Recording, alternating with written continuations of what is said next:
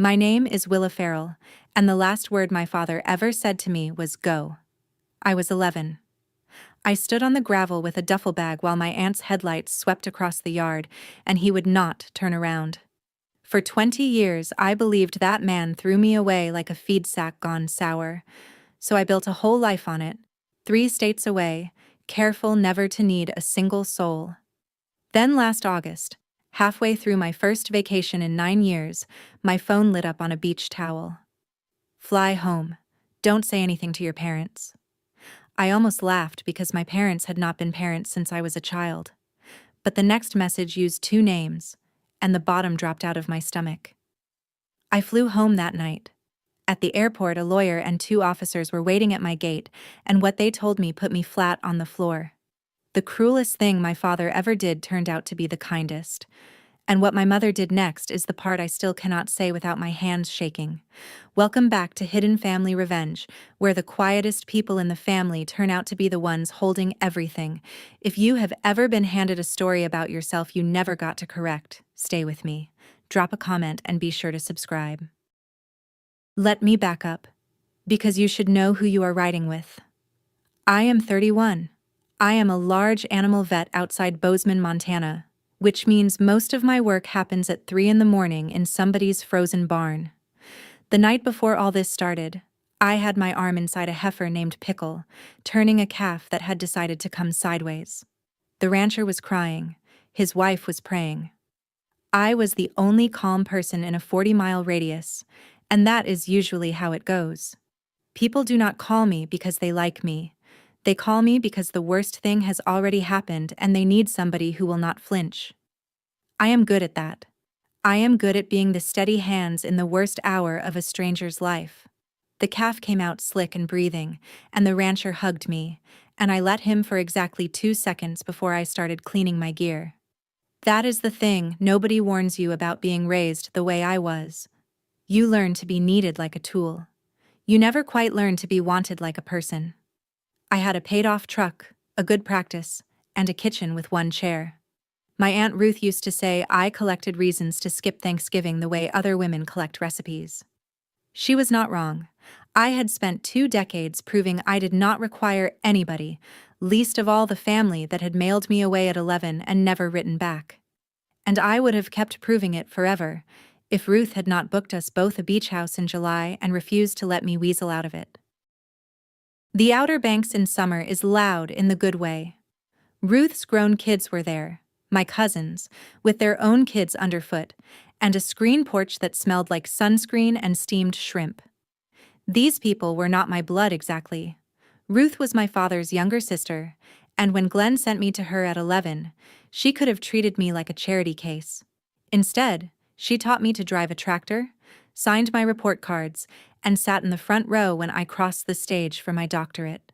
Her family became the only family that ever felt like one.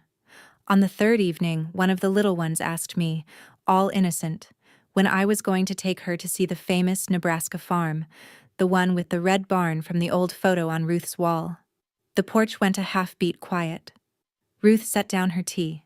She got a look I had seen maybe twice in 20 years, a tightness around the eyes, like a woman bracing a door against weather.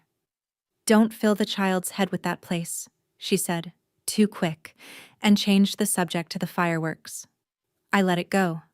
I was good at letting things go, but I caught her watching me later while I dried dishes, the way you watch somebody you are afraid is about to find something out. I told myself it was nothing. I poured myself a glass of wine and walked out to the dunes to watch the dark come in over the water. My phone buzzed against my hip. I figured it was the answering service, another barn, another worst night of somebody's life. It was a number I did not know, and a message that would burn the whole quiet life I had built, right down to the studs. Fly home. Don't say anything to your parents. I read it 3 times, and the wind came off the water carrying the smell of cut grass from somebody's lawn behind the dunes, and just like that, I was 11 again. Funny how a smell does that. Back home, it was alfalfa, and the night they sent me away the whole place reeked of it, fresh mown and sweet under a sky going purple. I had come downstairs for water and found my mother and her brother Roy at the kitchen table with bank statements fanned out like a card game. My grandmother Nadine's statements. I would understand much later. Roy looked up and saw me in the doorway, and his face did something cold. He leaned toward my father, who had just come in from the field, and he said low, "The girl saw." My father went the color of dishwater. Nobody explained anything to an 11-year-old. By morning, my bag was packed. My mother stood on the porch with her arms crossed while Ruth's headlights came up the lane, and when I asked her why I had to go, she said the words I would carry for 2 decades. "He didn't want you, Willa. Nobody did." My father wore his work flannel, the green and black one, and he stood with his back to me by the truck and would not turn his head. Not when I called his name, not when I cried, not even when the screen door behind him slammed so hard the whole porch shook. "Go," was all he said. So I went. For 20 years I believed every word my mother gave me, because an 11-year-old believes her mother, and because nobody, not one soul, ever called to tell me different. And now, standing in the salt wind with my phone in my hand, somebody finally was. I am not a woman who jumps because a stranger says jump. The first thing I did was try to figure out who was on the other end of that number. I called it. Straight to a generic voicemail, no name.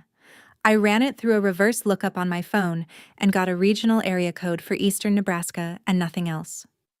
I sat down on the cold sand and thought it through like a diagnosis. Somebody knew my cell number, knew I was traveling, and knew the word parents would mean something to me. That was not a wrong number. That was somebody who had done homework. I texted back, "Who's this?" The reply came fast. "It's about your father. Your mother and Roy cannot know you are coming." Reading Roy's name in a text from a stranger did something to the back of my neck that 20 years of therapy had not undone. This was not a prank. Pranksters do not know about Roy. I stood up and brushed off the sand.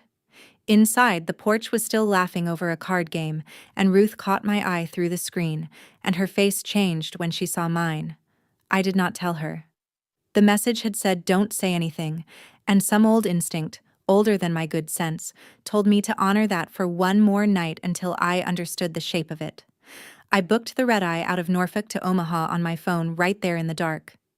I do not run from things. I never have.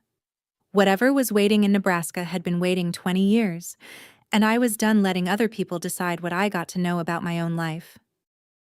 On the plane, I did the math on what these people thought of me, because I had a layover and nothing but time. Here is the story the town of Calhoun, Nebraska, had been told about Willa Farrell. That I was a difficult child, that I lied, that I took things, that poor Glenn and Brenda had tried everything and finally had to ship the girl off to relatives for the family's own peace.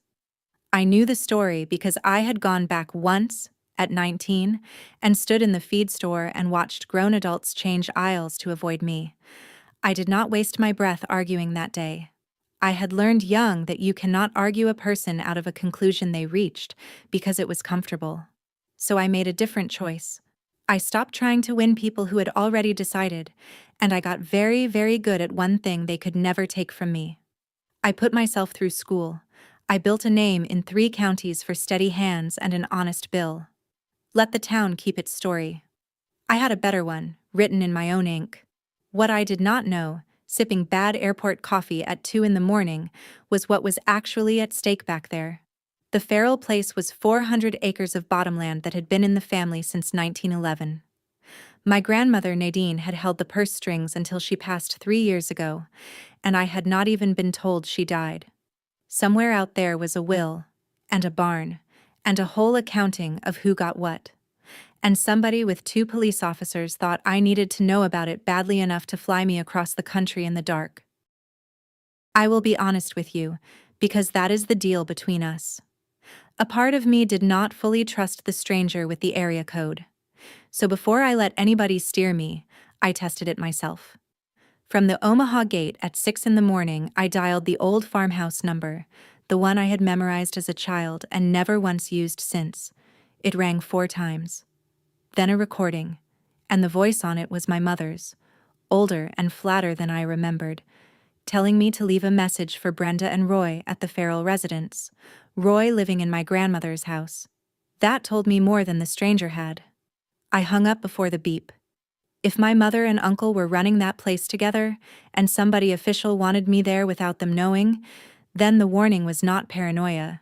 It was a map. I had spent my whole adult life reading situations for the danger nobody else wanted to name. A heifer about to kick.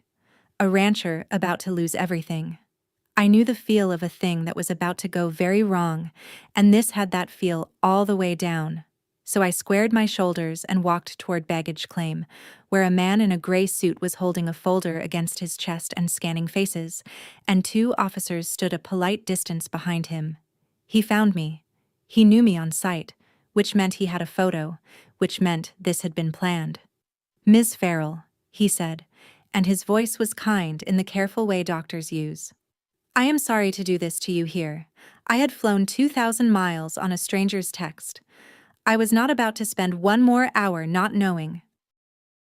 His name was Tom Beck. He had been my father's attorney for 19 years, he said, though I had never heard his name in my life. The 2 behind him were investigators with the county attorney's office, and he introduced them so plainly that the word investigators did not register for a second. We sat in a glassed-in airline office somebody had unlocked for us, the kind with a fake plant and a clock that ticked too loud. Tom Beck set his folder on the table and folded his hands on top of it like a man about to give a sermon he had rehearsed and still dreaded. "Before I say the rest," he told me, "I need you to hear one thing clearly. Your father did not throw you out, Miss Farrell." I sat very still. 20 years is a long time to hold a sentence in your chest, and what he had just said went straight under all of it. I asked him what he meant, and I kept my voice level, because keeping my voice level is the only religion I have ever really practiced. He opened the folder.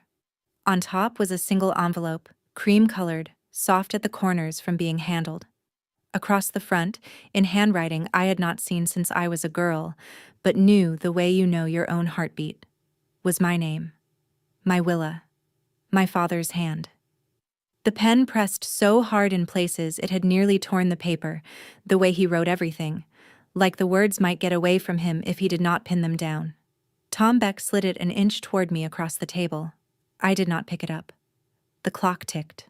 One of the investigators shifted her weight, and Tom Beck said the next thing gently, the way you would set down something that might break, and the room tilted sideways and the floor came up to meet me. What he said was this: "Your father passed 6 days ago. He left everything to you. And 20 years ago he sent you away to keep you safe." I got about as far as the word safe. I have delivered hard news to grieving people in barns and kitchens my whole career, and I have never once been the one to go down. I went down. Not dramatically. My knees just stopped being mine, and the gray carpet swung up, and the world went to a white roar for a few seconds. I want to be clear about why, because it matters. I did not faint from weakness. I had flown all night on an empty stomach and 2 coffees, and a stranger had just told me that the father I had spent 20 years hating had loved me the entire time, and was now in the ground where I could never reach him. That is not weakness. That is grief arriving all at once with nowhere to put itself. When I came up, the female investigator was crouched beside me with a paper cup of water, saying my name, and Tom Beck looked stricken. I pushed the cup away and got my back against the wall and sat up under my own power. "First time in my life," I told them, and my voice came out rough, but mine. My patients would never let me hear the end of it. Nobody laughed, which was fair. I breathed until the room held still. Then I did the only thing I know how to do when everything is falling apart, which is reach for the next true fact I can stand on. I did not want the water, and I did not want to be handled. "I'll be all right," I said. "What I need is the file. Show me. Start at the beginning and do not soften any of it. I have had 20 years of soft. I am ready for the truth." Tom Beck poured himself some of the water I had refused and decoded the message that had flown me home. The text was his, sent from a burner he had bought for exactly this. The warning about my parents was not poetry.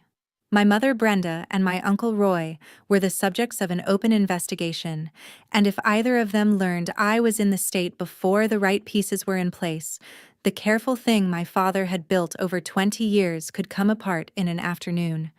They could move money. They could pressure people. Roy, he said, choosing the word, has a history of making people reconsider their statements. The investigators did not contradict him. I asked the obvious thing. An investigation into what? Tom Beck looked at the two officers, and the woman, whose name was Detective Pruitt, took it from there. Financial exploitation of an elder, she said. Your grandmother, Nadine Farrell. I felt the floor try to tilt again, and I planted both feet and would not let it. Nadine had been the one warm grown-up of my early childhood, the one who slipped me peppermints in church and let me name the barn cats. They drained her, Pruitt said plainly. Over years. Powers of attorney, accounts, signatures. We have had a piece of it for a long time. We have not had all of it. I looked at the folder, then at the envelope with my name in my father's desperate hand, and something in me that had been curled up tight for 20 years started, very slowly, to stand. I did not cry. There would be time for that later and not in front of strangers. Keep going, I said. You said my father knew. How long had he known? And Detective Pruitt and Tom Beck traded a look that told me I was not going to like the answer.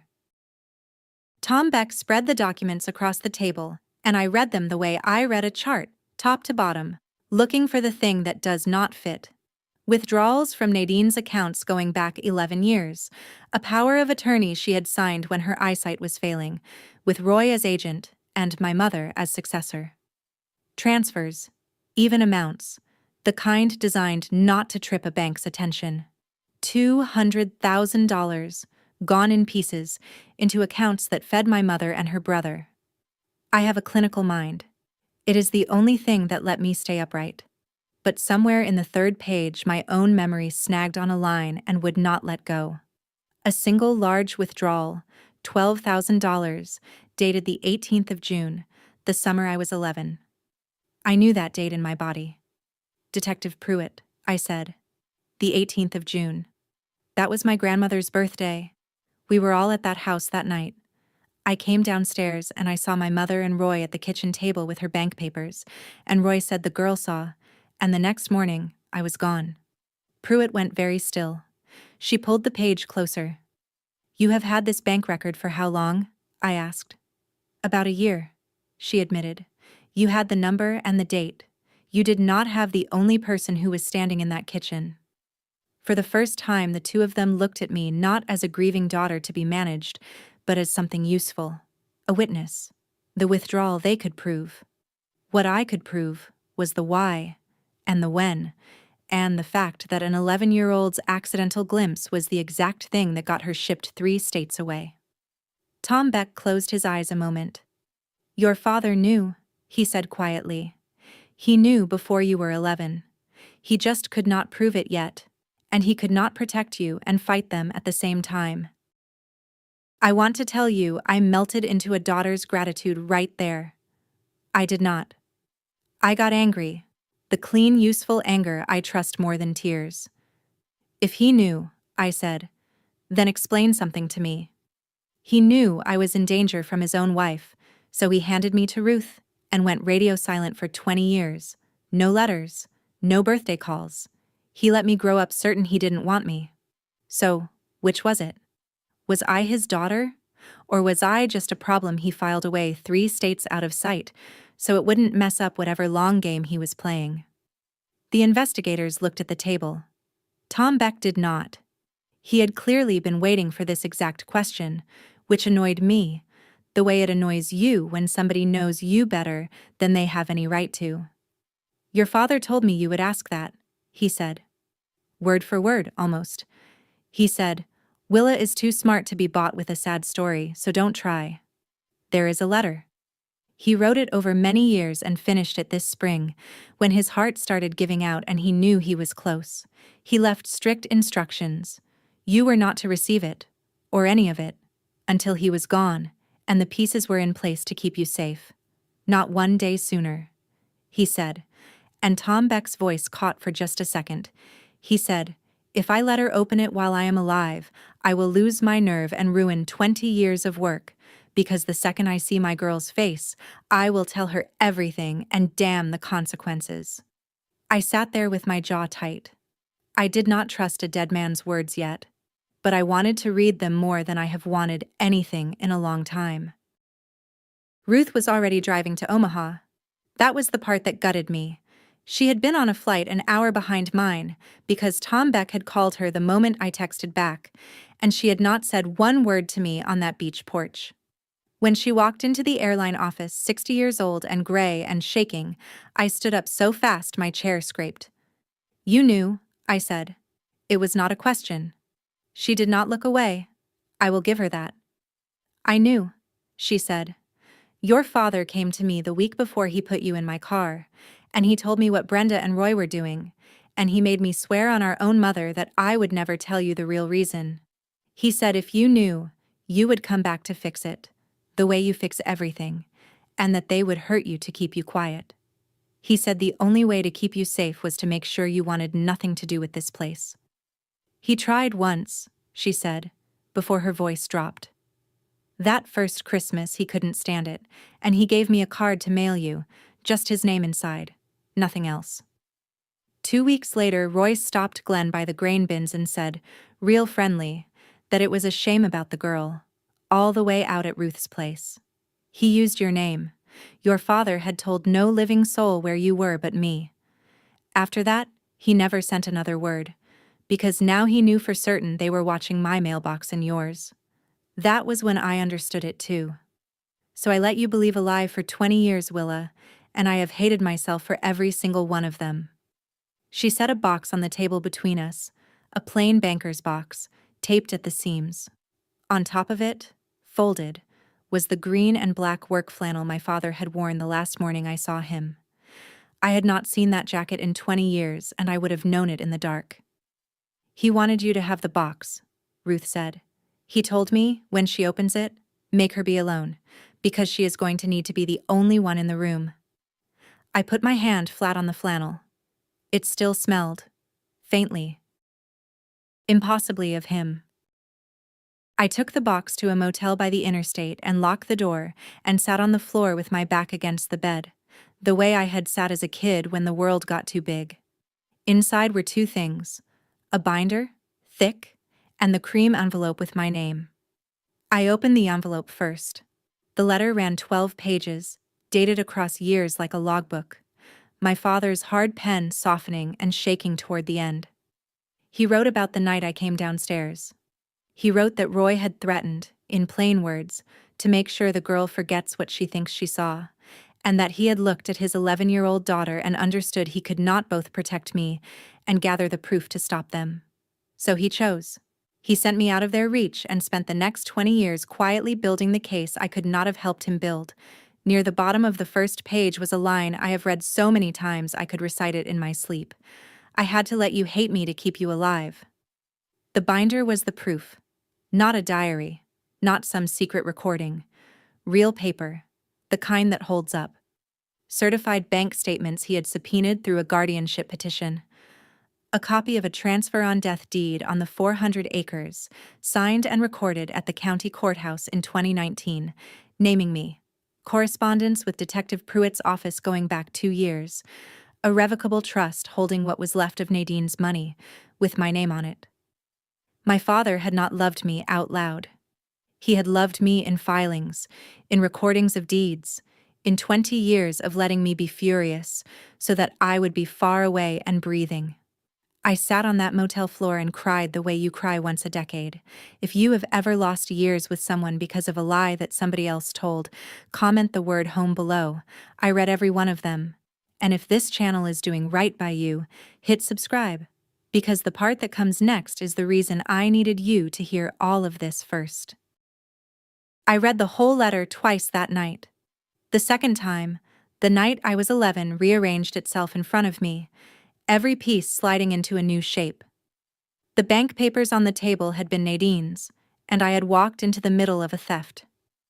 Roy's cold face, The words the girl saw. My father coming in from the field still smelling of alfalfa, going gray when he understood that his child had become a loose end in his brother-in-law's eyes. He had a choice no parent should have to make, between keeping me close and keeping me safe, and he made the one that cost him everything he wanted and gave me everything I needed.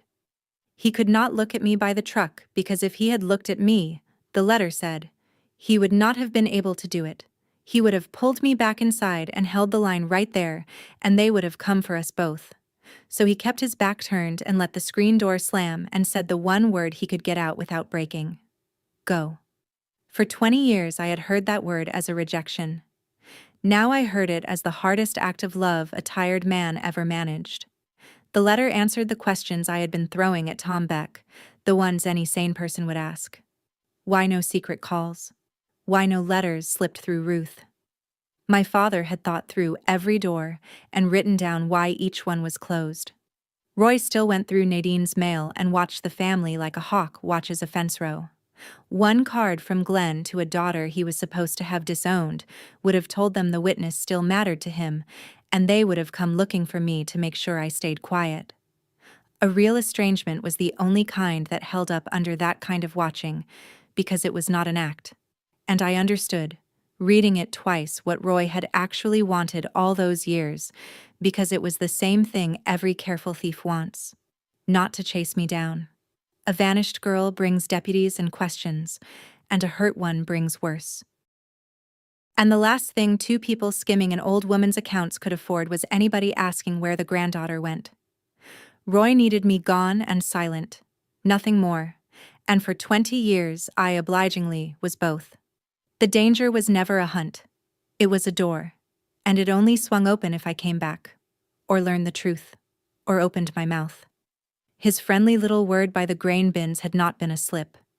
It had been the whole message. We know where she is. Keep her gone, and she stays fine. My father heard it for exactly what it was, and he kept me behind that door for 2 decades. The law was the same trap.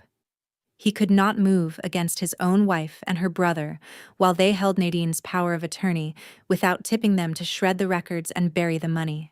He needed the bank's own pattern to ripen into proof. He needed Nadine gone before the estate would even open.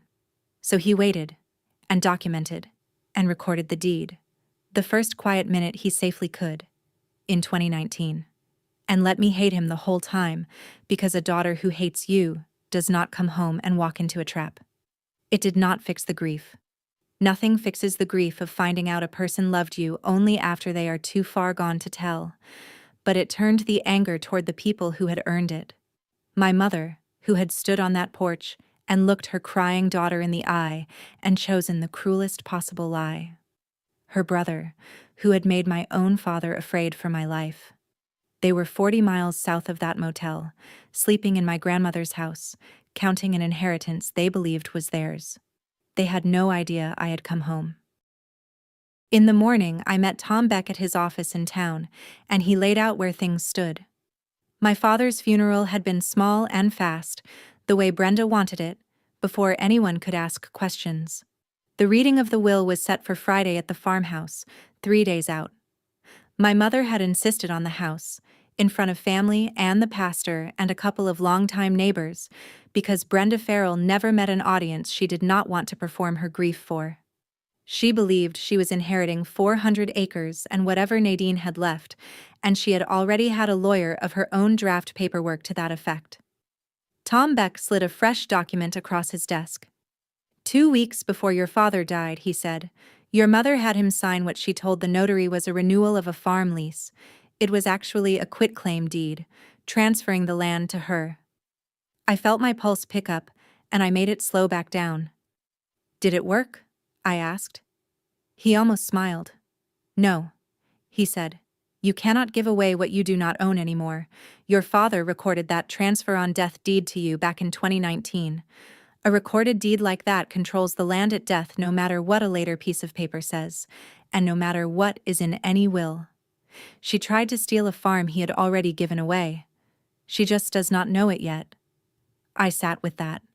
I could have stayed in Montana and let the lawyers handle it by mail and never set foot in that house again. That would have been the safe choice. And the small one. I am not built for small. Put me on the list for Friday, I said. I want to be in that room. Let her think I am there to cry. I did not wait for Friday to lay eyes on them. I drove out to the farm Wednesday afternoon, down the county road I had not traveled since I was 19, and the fields were in second-cutting alfalfa, that same sweet green smell rolling through the truck windows and straight into the oldest part of me. The house looked smaller and meaner than my memory. My mother came out onto the porch before I was out of the truck, and 20 years fell away in the worst way. She had aged into a hard, handsome woman who held her grief like a prop. Willa Farrell in black, dabbing at dry eyes. "Well," she said. "Look what the wind blew in." Roy came to the door behind her, heavier, grayer, the same flat eyes. Travis was there too, my half-brother, 27 now, a man I had never really known, raised entirely on the story that I was the bad seed. I told my mother I had come for my father's service and to pay respects, and I watched her decide I was harmless. She softened into something worse than hostility, a kind of pity. "Honey," she said, "you came a long way for a man who shipped you off and never looked back. You always did make everything about you." And then, because she could not help herself, because cruelty was the one language she was truly fluent in, she said it again, the sentence she had branded me with on this very porch. "He didn't want you, Willa. Nobody did." I stood in the yard with the alfalfa smell all around me and my father's case sitting in a binder in my truck, and I did not say a word about any of it. I just looked at her, calm as a frozen pond. "Friday," she said. "You can come hear the will, and then go on back to your animals." I said I would not miss it for the world. Travis followed me out to my truck. He was twitchy, a man who had been promised something and was watching the promise get complicated. "You shouldn't have come," he said, not unkind, just nervous. "Mom and Roy have got it all settled. The land, Grandma's accounts, all of it. There's papers?" I asked him what papers. He told me, with the confidence of a man repeating what he has been fed, that 2 weeks before Dad died he signed the farm over to Mom, free and clear, and that a lawyer in Fremont had it locked up tight. I kept my face still. So that was the quitclaim Tom Beck had described, the one my mother thought was a winning hand. They were not bluffing because they were lying. They were bluffing because they genuinely believed they had already won. That was useful. A person who thinks they have won gets careless. They say things out loud that a careful person would never say. I asked Travis, gently, whether he had ever actually seen the things Mom said I did as a kid, the stealing, the lies. He blinked. "Well, no," he said. "I was little, but she told me. She told me a lot of things," he added and then stopped. Like a man who has heard his own sentence from the outside for the first time, I let it sit. I did not push. "You plant the seed, and you let the rain do the rest." I told him I would see him Friday, and I drove back to town with the windows down, and for the first time since the beach, I felt something other than grief. I felt the cold, clean focus I get right before a hard procedure, when I already know exactly where the trouble is and exactly what my hands are going to do about it. I am not going to lie to you and tell you it was a sure thing. That afternoon, Tom Beck walked me through exactly what I had and exactly what I did not, because false hope is just a slower kind of cruelty. What I had was strong. The recorded transfer on death deed meant the 400 acres were set to pass to me at my father's death, ahead of the will and ahead of my mother's clumsy quitclaim. The trust held what was left of Nadine's money in my name. Those were not promises. Those were filed, stamped, time-stamped facts, set in motion back in 2019, long before my mother made her move. Tom Beck would not let me mistake strong for untouchable. "She can still come after the deed itself," he said, "if she can convince a judge your father lacked capacity in 2019, or was unduly influenced." He did not think it would land, given the date and how clearly Glenn had documented everything while he was sharp and healthy, but a fight was a fight, and judges were human. And it was not a clean sweep besides. As Glenn's surviving spouse, my mother had a right under Nebraska law to claim an elective share of his estate, a slice she could not be entirely cut out of, and there were 2 old joint accounts with both their names that would simply pass to her. She would fight. She would hire someone good, and she would drag it out, and she would get something. The land, though, the heart of it, the thing my father had spent 20 years protecting, sat on the strongest footing the law gives a person, and Tom Beck said so in exactly those words, and then made me hear the rest of the sentence. Strongest is not certain, he said. With a marriage this long and a farm worth this much, she can make it slow and ugly and expensive, and you should expect a year, maybe 2, of lawyers before a court puts it to bed. He believed the deed would hold. He would not promise me it would hold easy. My father had not won the war in advance. He had handed me the best hand at the table and the burden of playing it out. He had filed the boring paperwork that nobody dramatic ever bothers with, and the boring paperwork is what holds when everything else burns. I asked Tom Beck whether my mother knew yet that the land was already gone from her grasp. He shook his head. She thinks Friday is her coronation, he said. I thought about my mother in her black dress, rehearsing her grief, certain she was about to be handed the kingdom. And I decided I was not going to take that certainty away from her 1 minute before I had to. Roy found me Thursday evening behind the implement shed, where I had walked to look at the old hayrake my father used to let me ride. I heard his boots on the gravel before I saw him, and the back of my neck did the thing it had done at 11. He stopped close, too close, the way a man does when the point is to make you feel small. You're stirring something up, he said. I can smell it on you. I told him I was here for a funeral. He smiled without any warmth in it. Let me give you some family advice, girl, he said. This family eats people who come back. Glenn learned to keep his mouth shut. You should think about doing the same and getting on a plane. 20 years ago that voice put me in a car to another state. Standing there at 31, I understood, finally and completely, the exact fear my father had carried, and why he had made the choice he made. I did not back up. I also did not pretend I was bigger than I am. I took 1 step to the side, out of his reach, and I looked at my watch and noted the time, out loud, so he would see me do it. 5:41, Thursday, I said. You just threatened me behind the shed. I'm a witness in an active investigation, Roy, and from this minute, everything you say to me goes in a statement. He went still. That was the moment the power started to move, and we both felt it.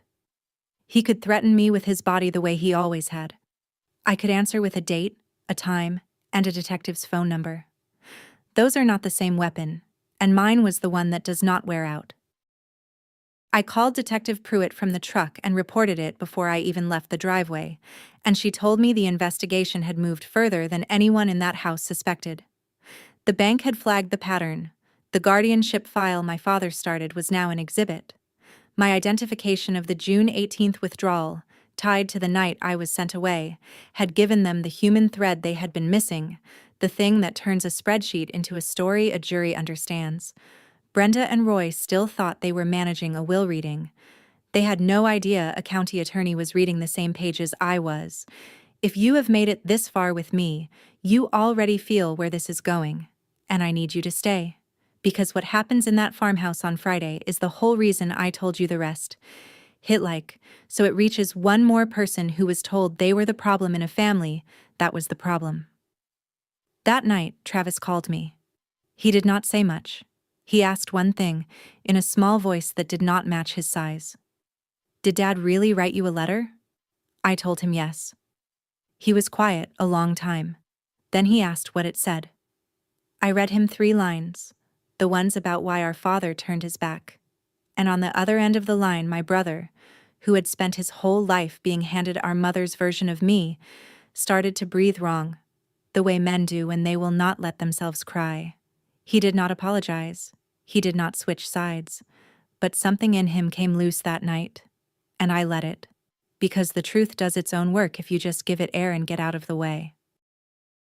Thursday night, I sat down with Tom Beck and I told him how Friday was going to go, because I was not going to be a passenger at my own reckoning. Most people in my position would let the lawyer stand up and read the deed and let the facts land. I wanted more than facts. I wanted the truth and the lie in the same room at the same time, so nobody in that house could ever again pretend they did not see it. Here is what I told him. Do not lead with the deed. Let my mother run the room first. Let her stand up in front of the pastor and the neighbors and tell the whole story she has been telling for 20 years, that Glenn sent me away because I was a thief and a liar, that she is the loyal widow inheriting what is rightfully hers. Let her commit to all of it, out loud, in front of witnesses. And only then, when she has nailed every word to the wall, you open the folder. Tom Beck looked at me for a long moment. That is not how I usually do a reading, he said. I know, I told him. But you have been doing the safe version for 20 years and she is still standing on that porch. I am not asking her to confess. I am giving her the chance to perform the lie one last time in front of every person whose opinion she has ever cared about, and then I am going to hand her the paper. He sat back. Your father, he said quietly, would have loved this. He was a patient man too. Friday came gray and warm, with second-cutting alfalfa heavy on the air, and I put on the only black dress I owned, and I drove out to the farmhouse to give my mother exactly enough rope. The front room of the farmhouse was set up like a stage, which is to say, like my mother. Folding chairs in rows, the good lamp on, the pastor in the front, two gray neighbors I half remembered, Ruth in the back with her hands knotted in her lap, Travis against the wall by the window, and Roy planted by the door like a guard. Brenda sat in the center in her black dress with her chin up, a widow at her coronation. Tom Beck took the chair at the front with his folder closed. I sat off to the side where I could see every face. My mother opened it herself, of course. She did not wait for the lawyer. She rose and turned to the pastor and the neighbors and began, in a voice trembling with rehearsed sorrow, to tell them all how hard her marriage had been, how she had stood by Glenn through everything, including the terrible burden of a daughter who lied and stole and had to be sent away for the family's own safety. She gestured at me without quite looking at me. We did everything we could for that girl, she told the room, and she repaid us by breaking her father's heart, and now she has the gall to come back when there is money on the table. The neighbors nodded, soft with sympathy. The pastor patted her hand. She was magnificent, in the way a wildfire is magnificent, and she had no idea she was standing in her own kerosene. When she finally sat, satisfied, certain she had set the table the way she always did, she nodded at Tom Beck to get on with handing her the kingdom. Behind me, the screen door, which had been propped, swung loose in the warm air and creaked, and Detective Pruitt and her partner stepped quietly into the back of the room. Nobody but me seemed to notice. I looked at Tom Beck. I gave him the smallest nod. He opened the folder, and I watched my mother's face, because I had waited 20 years for what was about to cross it. Tom Beck did not raise his voice. He never does. He simply read what was recorded. That on the 4th of March, 2019, Glenn Farrell executed and recorded a transfer on death deed conveying all 400 acres of the Farrell farm to his daughter, Willa Farrell, effective at his death. That the deed controlled the land regardless of any will or any later transfer. That a revocable trust held the remaining funds of Nadine Farrell, also in Willa's name. That the quitclaim deed Brenda had obtained 2 weeks before Glenn's death conveyed nothing, because by then Glenn owned nothing left to give. The room did not erupt all at once. It came in stages, like ice going out on a river. The neighbors turned to look at me, then at Brenda. The pastor's hand went still on hers, and my mother stood up so fast her chair went over backward, and the performance fell off her face all the way down to the bone. "This is fraud," she said, and her voice cracked up into a register I had never heard from her. He was sick. He didn't know what he was signing. That girl manipulated a dying man. Roy came off the door with his fists working. And I sat there, hands folded in my lap, and I let her burn, because the only person in that room who needed to stay calm was me. When she finally ran out of air, I spoke once, and quietly, and the whole room leaned in to hear it. He didn't send me away, I said. He sent me out of reach. There is a difference, and you spent 20 years making sure I never learned it. She started to answer and I kept going, still soft, looking right at her. You told me on that porch that he didn't want me. You told me nobody did. He spent the next 20 years proving you wrong on paper, in a courthouse, with his name pressed so hard into the deed it nearly tore the page. Then she changed tactics, the way drowning people do, and she came toward me with her hands out and her voice gone sweet and shaking. We can work this out, she said. Family to family. We'll split it fair, just you and me. No lawyers, no police. For 1 second, I saw the frightened poor girl she must have been once, the one who swore she would never be powerless again, and I almost felt the pull of it. Then it passed. There's no deal, I said. There's only what's recorded. That was when Detective Pruitt stepped forward from the back of the room, and the temperature changed for everyone who had come expecting a quiet country will reading. She introduced herself and her partner, calm and clear, and she said that the matter before the family was not only an estate, that there was an open investigation into the financial exploitation of Nadine Farrell, and that some present might wish to speak with their own attorneys before saying anything further. She did not slap cuffs on anybody. Real life is slower and heavier than television. But she laid the certified bank statements on the table next to my father's deed, and she said, looking at no one in particular, that they had recently confirmed a key date with a witness who had been in the house the night the pattern began. Every head in the room understood whose date that was. My mother's mouth opened and shut. Roy was already halfway out the door, and Pruitt's partner went out after him, unhurried. And Travis, my brother, who had spent his whole life being told who I was, pushed off the wall by the window and stood in the middle of that room and said, to the neighbors and the pastor and our mother, the only words that mattered. She told me Willa stole, he said, his voice unsteady. My whole life. I never once saw any proof. He did not look at me when he said it. He did not need to. He was not switching teams or asking for forgiveness, and I did not expect him to. He was just a man who could not stand in his father's house and keep holding a lie that heavy. The pastor was on his feet now, the neighbors murmuring, the whole careful story my mother had spent 2 decades building coming apart in front of the only audience she had ever wanted to fool. Tom Beck closed the folder. That concludes the reading, he said.